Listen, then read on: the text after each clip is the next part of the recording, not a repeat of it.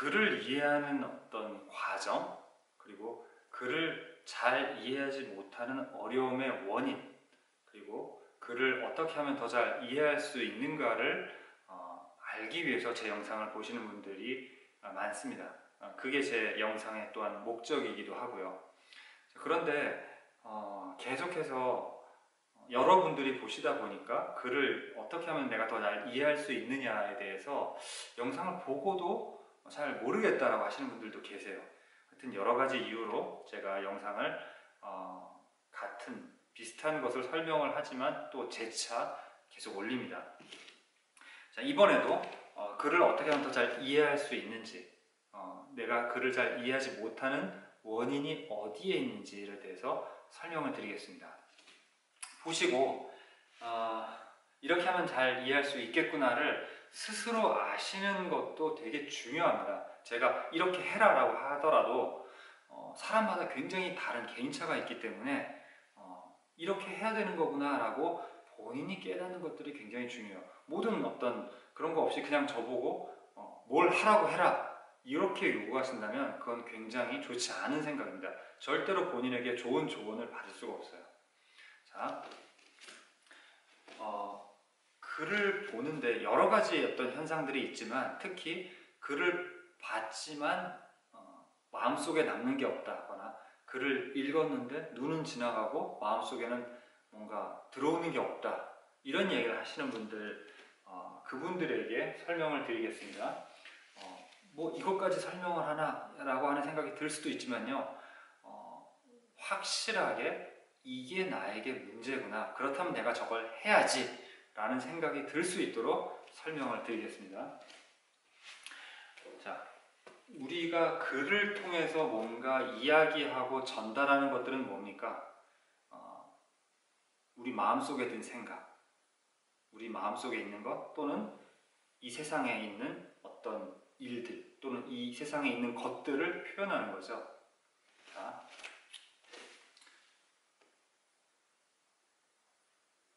새, 우리 갈매기 뭐 이렇게 그리죠. 새가 있어요. 어린아이가 새를 봅니다. 저게 뭐야? 저게 뭐야? 라고 말하기도 전에 하면 옆에서 뭐라고 합니까? 새라고 하죠. 아이는 날아가는 이걸 보고 저게 날아간다 라고 이름할 수 있는 어떤 그 날아간다라는 단어를 아직 모르는 그 나이에 뭔가 저렇게 생긴 거 저거, 근데 옆에서 자꾸 새 하니까 새구나 저게, 이제 배우는 거죠. 그러면 눈으로 봤던 이 마음속에 이 경험들이 이제 기억이 되는 거예요.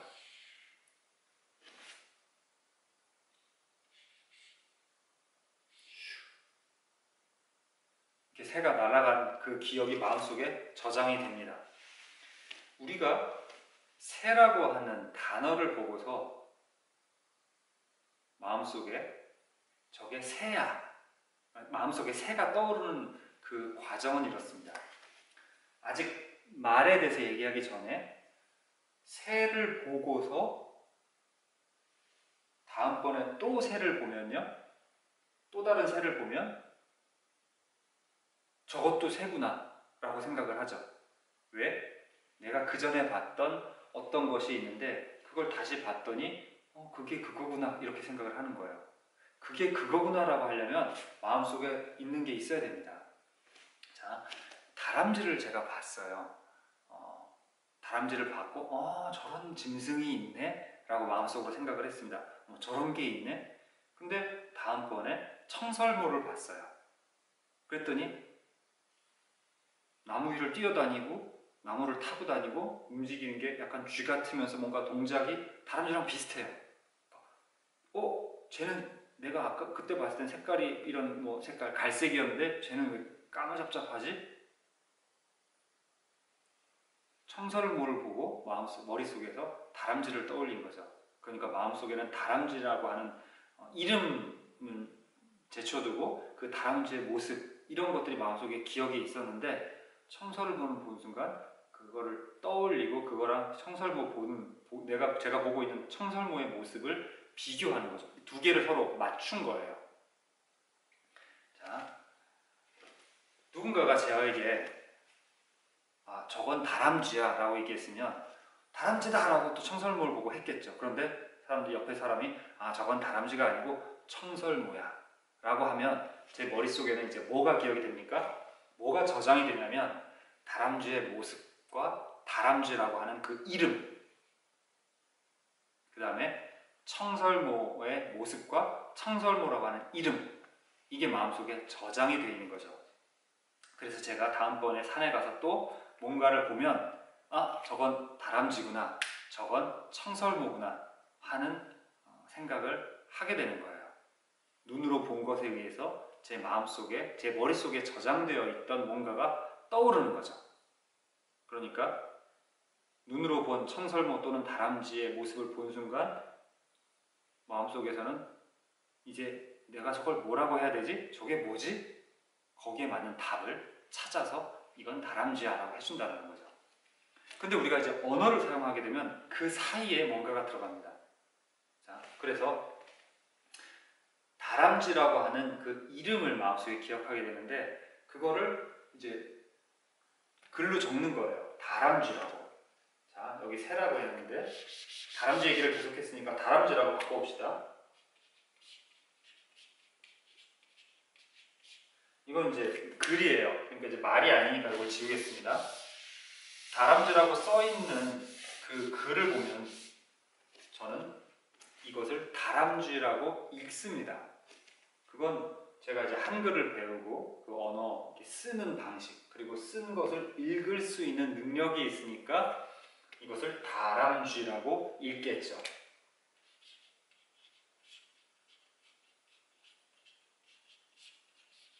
그러면 이것을 이렇게 소리로 다람쥐로 바꿔내면 제가 아까 다람쥐를 마음속에 봤을 때 보고서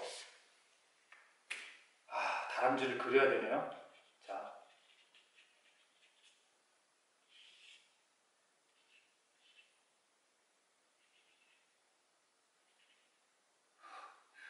귀여워야 되는데 악마가 그려졌습니다.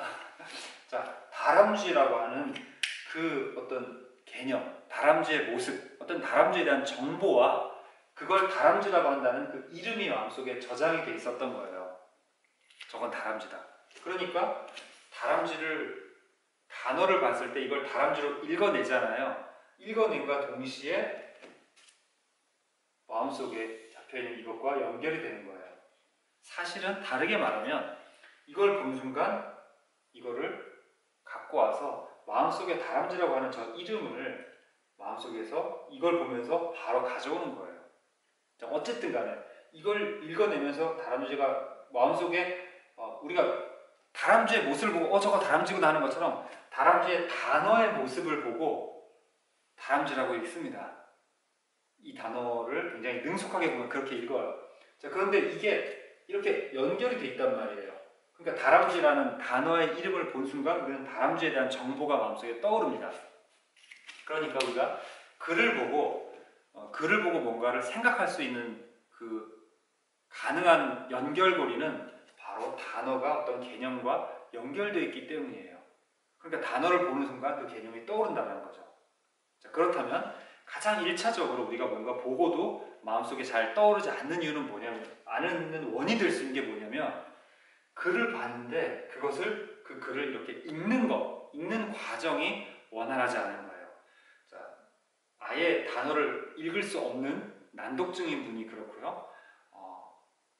잘 읽는 것 같지만 사실은 이 단어를 알아보는데 시간이 걸리는 그런 경우에 이해가 잘 안 됩니다. 자, 그런 사람이 있어? 다람쥐라는 단어를 보고 이게 무슨 단어지? 다람쥐구나. 이런 사람이 있을까? 그런 사람이 잘 없죠.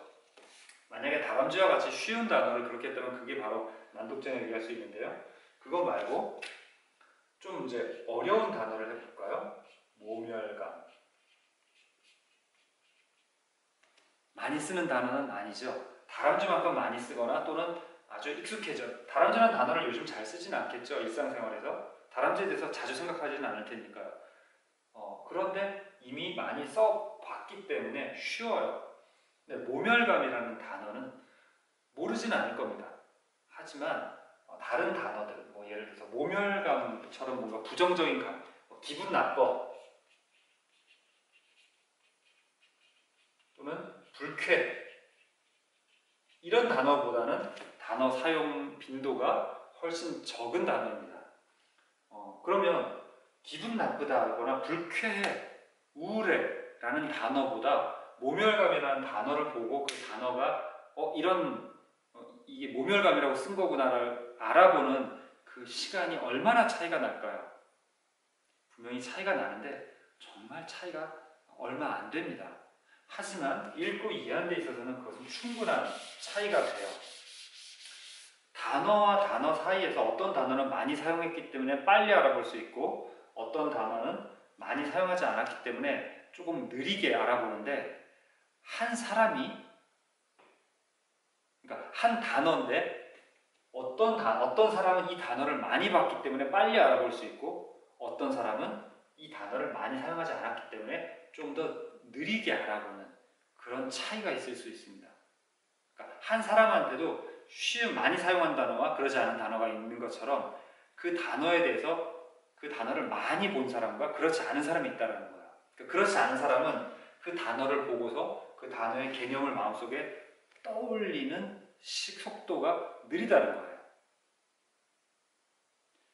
그렇기 때문에 그 단어를 보고 단어의 개념이 마음속에 떠오르는 속도가 느려서 이해가 좀 어려워집니다. 왜 이해가 어려워지냐면 한 문장 안에 단어가 몇 개쯤 들어갈 것 같습니까?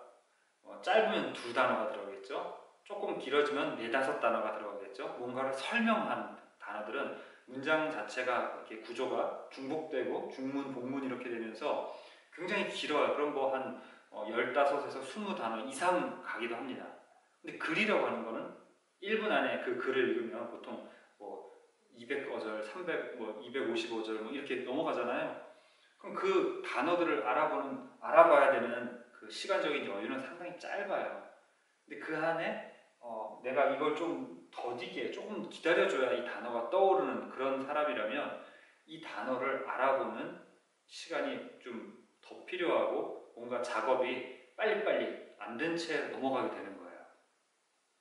이게 되게 그런 게 어딨어 생각하실 수 있는데요. 이거는 실험에 의해서 실험을 통해서 심리학적인 실험을 통해서 밝혀지는 결과입니다. 그렇기 때문에 제가 드리는 이야기는 그냥 내가 책을 읽어봤더니 그런 것 같아 라고 설명드리거나 제가 해보지 않고서 어떤 책을 읽고 남들이 그렇대 라고 하는 게 아니라 제가 실험을 참여하고 제가 전공을 해서 아는 내용입니다. 그렇기 때문에 생소하시더라도 그렇구나 그렇게 이해하시면 되겠어요. 자, 그리고요 그러니까 나는 그런지 아닌지 몰랐는데 확인해 봐야 되는 것은 단어를 보고 단어를 알아차리는 그 속도, 그러니까 그 단어를 얼마나 내가 많이 만났는지 그 사용 빈도 이야기를 드렸고요. 두 번째로는요, 그 단어와 연결되어 있는 어떤 그 개념이 정말 확실히 충분히 내가 알고 있느냐 이 부분에 대해서 확인을 해봐야 됩니다. 즉 내가 이 단어가 모멸감이라는 단어구나 라고 읽기만 하면 나는 문제가 없어. 이걸 빨리 읽기만 하면 돼. 빨리 이 단어를 알아보기만 하면 돼. 그것이 아니라요. 모멸감에 대해서 알고 있는 정도가 이만큼이라면요. 빨리 알아보더라도 그 사람 마음에는 이만큼밖에 안 들어오는 거죠. 근데 모멸감이 갖고 있는 의미가 이거보다 더 크거나 또는 모멸감이라는 단어뿐만 아니라 모멸감이 연결되는 옆에 있는 다른 어떤 지식들이 또 필요해요. 모멸감. 언제 모멸감을 느낍니까? 다른 사람이 나를 무시하거나 나한테 뭔가 나쁜 짓을 하거나 이런 거죠. 근데 약간 좌절감이라든가 이런 거 어떤 느끼는 그 상황이 또 다르잖아요. 그러니까 모멸감을 느낄 만한 그 상황에 대한 지식들이 또 이 모멸감이라는 단어의 개념과 이렇게 연결이 되어 있어요. 마음속에. 그러니까 모멸감이라는 단어가 사용됐다면 어차피 그 사람이 그런 상황에 있을 거다라는 것까지 그런 상황에 있으니까 모멸감이라는 단어를 사용했을 거 아니에요? 모멸감을 느꼈을 거 아닙니까? 그러니까 모멸감을 느끼는 그 상황에 대한 게 머릿속에 있어서 같이 따라와주면 이 단어가 사용된 그 문장이나 글을 이해하는데 되게 도움이 돼요. 그리고 깊이 이해하고 또 그 다음 문장도 빨리빨리 읽을 수 있는 거죠. 근데 그렇지 않으면요. 즉 모멸감과 연결되어 있는 다른 지식들이 별로 없거나 또는 모멸감이라고 하는 단어의 개념을 이런 것들을 모른 채 그냥 이렇게 작게만 알고 있다면 읽고 마음속에 떠올릴 수 있는 게 요거밖에 안 되는 거죠. 이거 가지고서 문장을 이해해야 돼요. 내가 어떤 글을 읽었는데, 문장을 읽었는데 그 문장에 사용된 뭔가 단어가 이런 의미일 거야 라고 읽고 나서 한번 말해보는 거예요. 이 단어는요 이러이러한 의미예요. 자, 그런데 그 생각했던 그 의미와 사전에서 내가 검색을 해서 한 의미와 비교를 해봅니다. 내가 사전에서 찾은 의미와 내가 실제로 이 단어는 어떤 의미일 거야 라고 말하는 것이 뭔가 차이가 크다면 내가 그 단어 지식을 충분히 알고 있지 않은 거죠. 자, 이것도 냉정하게 확인을 해봐야 됩니다. 자, 그 다음에 그러니까 저는 단어를 알아보는 쪽의 문제를 확인해 봐야 된다는 것과 단어의 의미를 내가 충분히 알고 있는지를 확인해 봐야 된다. 이거를 두 가지를 말씀을 드렸어요. 자, 세 번째로는요. 실제로 글을 읽는 그거는요. 문장만 해도 단어가 여러 개가 있죠. 그러니까 단어 하나를 알아보는 속도 정도가 아니라 단어와 단어들이 조합을 이루어서 문장을 구성한 그 문장을 잘 처리하느냐 그걸 이제 알아봐야 돼요. 한 문장을 읽고 나서 읽으면 그 안에 여러 단어들이 있고 그 단어들이 각각 갖고 있는 개념들 이것은 뭐야 라고 하는 명사가 있고요. 이건 어떠어떠해 또는 뭘 했어 라고 말하는 동사가 있습니다. 그러한 개념들이 머릿속에 들어와서 무엇이 뭐뭐 하다 또는 뭐뭐 해서 이렇게 한 거다. 여러 가지 어떤 의미들이 그 단어 안에 들어가게 됩니다. 문장 안에 들어가게 됩니다. 문장을 듣거나 또는 문장을 읽고 나서 그 문장을 되풀이해서 말하거나 또는 되풀이해서 쓸 수 있는지를 확인해 봐야 됩니다. 그게 버거운 분들이 있으세요. 물론 여기서 문장이라고 하면 짧은 문장일 수도 있고 긴 문장일 수도 있겠죠. 내가 좀 긴 문장을 읽고 나서도 또는 긴 문장, 긴 이야기를 뭔가 듣고 나서 이야기 아니라 그러니까 말로써 몇 문장을 듣고 나서 머릿속이 그냥 하얗게 아무것도 안 들은 것처럼 된다면 단어 하나하나에 대해서도 좀 약하기 때문에 그 문장을 마음속에 담기가 어려운 거예요. 이때 문장은 그 사람이 말하거나 그렇게 적혀있는 걸 그대로 옮기는 게 아니라 그 내용만 동일하면 됩니다. 그러니까 뭐가 어디에서 무슨 이유로 이렇게 되었다 라고 하는 문장을 말로 듣거나 읽은 다음에 그걸 내가 되풀이할 수 있는지 아닌지를 해보는 거예요. 다시 보지 않고서. 근데 그게 힘들어요. 나한테 결정적으로 어려운 단어가 있지는 않은데 그걸 내가 되풀이해서 뭔가 하기가 힘들어요. 그러면요. 그 문장을 처리하는 데 있어서 어려움을 갖고 있는 겁니다. 그 어려움 중에 하나는 작업기억의 폭이 작다라고 보통 얘기를 하거든요. 그런 것들이 좋지 않은 거예요. 자, 그렇다면 그런 것들을 늘리기 위해서 연습을 해야 되죠. 자, 그런데 문장을 처리해서 다시 이제 마음속에 남기는 거기에는요 단어 따로 문장 따로 있는 게 아니라 사실은 단어에 대한 단어 처리의 능숙함이 굉장히 크게 작용을 합니다.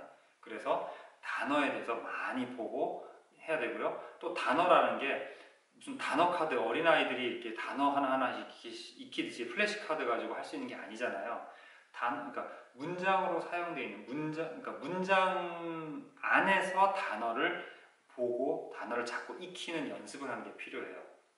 그러니까 내가 어떤 단어를 익힌다고 하면 단어 공부 따라하고 문장 읽고 마음속에 남기는 연습을 따로 하는 게 아니라 단어가 사용된 그 예문이 있지 않습니까? 그 예문. 그러니까 단어 보고 단어의 의미 보고 예문 보고 이렇게 하면 이렇게 단어 공부를 하는 게 아니라 단어를 보고요. 의미는 봐뒀죠. 그 다음에 단어의 그 예문을 계속 보는 거예요. 예문만. 그럼 예문을 보는 순간 내 마음속에 있던 단어의 의미가 떠올라 주는 거죠. 그렇지만 그 예문을 그냥 보고 지나가는 게 아니라 그 예문을 보고 다시 덮은 다음에 눈을 그 문장에서 떠난 다음에 그 문장을 다시금 말하려고 노력을 해보는 거예요. 단어가 사용된 예문의 그 예문 문장을요. 그러면 그 문장을 내가 읽고 마음속에 이런 거구나. 이런 내용이 방금 있었구나. 그거를 자꾸 남기기 위해서 읽습니다. 좀 더 잘 남길 수 있는 방식대로 읽는다는 거죠. 그렇게 문장을 마음속에 남기도록 자꾸 자극을 주고 기회를 주는 거예요. 그런데 그 안에서 혹시 내가 조사를 좀 잘 안 본다든지 또는 머릿속에 문장을 읽고 나서 문장에는 굉장히 중요한 성분은 주어와 서술어잖아요. 가장 중요한 성분이 뭐가 어떻다라는 것에 마음속에 주의를 좀 기울이지 않는 잘못된 습관이 있는 경우도 있습니다. 그런 것들도 생각해가면서 내가 뭐가 어떻다라고 한다. 그 다음에 조금 더 복잡한 구조의 문장이라면 뭐가 이러이러한 어떤 이유로 인해서 이렇게 된다. 또는 어디에서 이렇게 된다. 그런 것들을 마음속에 남겨야 되겠다라고 하면서 자꾸 보는 거예요. 그래서 그 문장을 볼 때, 읽을 때에 그런 부분들을 마음속에 내용을 남기려고 하는 문장 구조를 확실하게 마음속에 담아두려고 하는 그런 성향과 능력이 생기도록 계속 연습을 하는 겁니다. 그렇게 되면 문장을 보고도 마음속에 잘 남기겠죠. 자, 그 다음 단계는 이제 문장이 아니라 글 단위로 가야 돼요. 글 단위로 가면요. 글이라고 하는 건 문장과 여러 문장이 연결되어 있는 거잖아요. 즉 여러 문장의 합이 글입니다. 그럼 아까 단어 다음에 단어 또 단어 이렇게 나오는 게 문장이라 했던 것과 달리 글은 문장 하나를 읽고 그 문장에 대한 느낌을 뭔가 이해를 한 상태에서 다음 문장을 또 보는 거죠. 그러니까 문장을 하나 이해하고서 그 이해한 토대 위에서 다음 문장을 보고 이전에 내 마음속에 아직 남아있는 이전 문장의 내용과 지금 현재 있는 문장을 결합하는 거예요. 자, 이건 좀 복잡하고 내용이 많기 때문에 이 영상에서 이야기하지는 않겠습니다. 자, 제가 처음은 아니지만 하여튼 지금 문장을 읽고서 마음속에 뭔가 떠오르기 위해서 필요한 것들을 단어에서부터 출발해서 문장까지 말씀을 드렸어요. 그 안에서 내가 뭔가 약하다라고 생각할 수 있는 것을 발견할 수 있는 방법도 말씀을 드렸습니다. 단어를 알아보는 시간이 좀 충분한가? 이거는 근데 스스로 하긴 좀 어려워요. 그래서 일단 단어 의미부터 한번 생각을 해볼 필요가 있어요. 내가 충분히 아느냐? 왜냐하면 단어 사용 빈도가 적으면요. 그만큼 그 단어의 의미를 충분히 배우지 못한 경우가 많아요. 자, 그런데 또 글 읽기가 좀 약하신 분은요. 많이 단어를 봤어도 여전히 그 단어를 굉장히 단순하게 생각하고 있는 그래서 계속 거듭해서 독서를 했음에도 불구하고 그 단어에 대해서 의미를 파악하고 습득한 수준은 몇 번 안 본 사람하고 별로 차이 없는 그런 분들도 계십니다. 그렇기 때문에 일단은 내가 단어를 봤을 때 그 단어의 의미를 내가 잘 알고 있는지를 사전과 내가 알고 있는 걸 비교해 보는 거예요. 이때 주의할 점은 그냥 이 단어는 이런 걸 거야 한 상태에서 사전을 보면 내가 아는 거나 사전에 있는 거나 그게 그거인 것처럼 보이기 때문에 조금 냉정하게 그래서 단어를 딱 보면 이 단어는 이런 의미일 거야 라고 내가 옆에다 적어 봅니다. 그거하고 사전하고 비교를 하는 거예요. 자, 그래서 사전하고 비교를 했는데 내가 좀 모르더라. 그러면 단어의 의미를 익힐 뿐만 아니라 분명히 내가 이 단어를 만난 경험도 적을 거야 라고 일단 가정을 하세요. 그래서 이제 마치 외국어 공부하듯이 그 단어를 설명하는 그 의미를 좀 다시 한번 보고 개념을 정확하게 안 다음에 예문을 어딘가에 적어 놓거나 이렇게 옆에 두실 필요가 있어요. 그래서 그 예문을 자주 읽는 거예요. 여러 번 읽으면서 그냥 읽고 끝나는 것이 아니라 그 예문을 읽은 다음에 바로 그 예문의 내용을 다시 내가 되풀이해서 말하는 연습을 자꾸 해보는 겁니다. 자, 그렇게 하면서 그 단어의 처리 경험을 축적하는 겁니다. 그렇게 하면 단어를 알아보는 속도가 빨라지고 또 단어의 의미가 마음속에 계속해서 다시 연상을 시킴으로써 내가 습득한, 학습한 그 단어의 의미를 계속 자꾸 떠올리게 만들어줍니다. 그렇게 한다면 글을 봤을 때 즉각적으로 단어의 의미가 마음속에서 탁 튀어나와 줄 거예요. 자, 그렇게 한번 해보시기 바랍니다.